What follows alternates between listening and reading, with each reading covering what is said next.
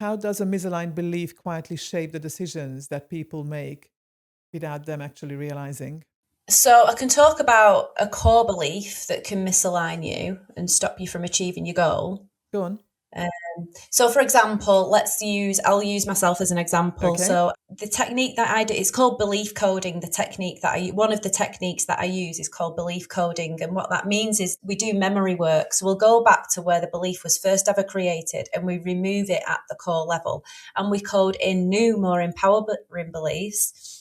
And this modality is actually now backed by science. So, there's scientific research to show that these transformations happen instantaneously.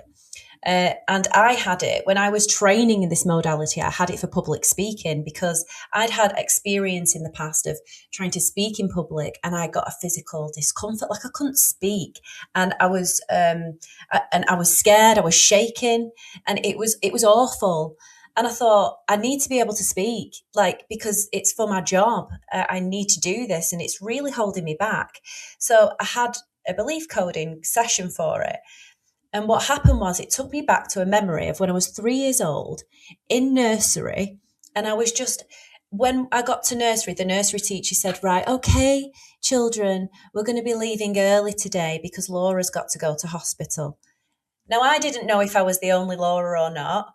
I was just worried. I was like, I'm going to hospital. People die in hospital. And like my little 3-year-old brain was just very worried. And I was so scared and I didn't dare to go and ask anyone. And I was painfully shy.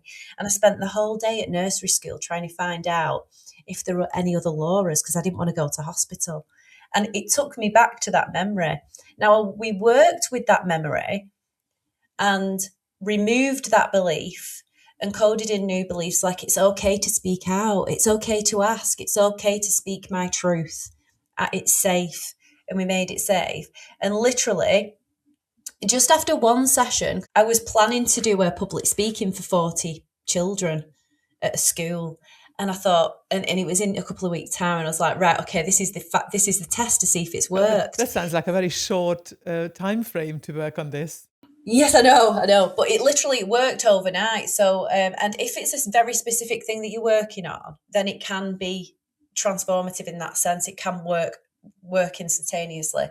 So, usually before an event or something, you might get those wave of butterflies come up. You're like, oh, I'm a bit excited. I didn't get that at all. They weren't there. And it was like I was expecting to be nervous, but it just didn't arrive.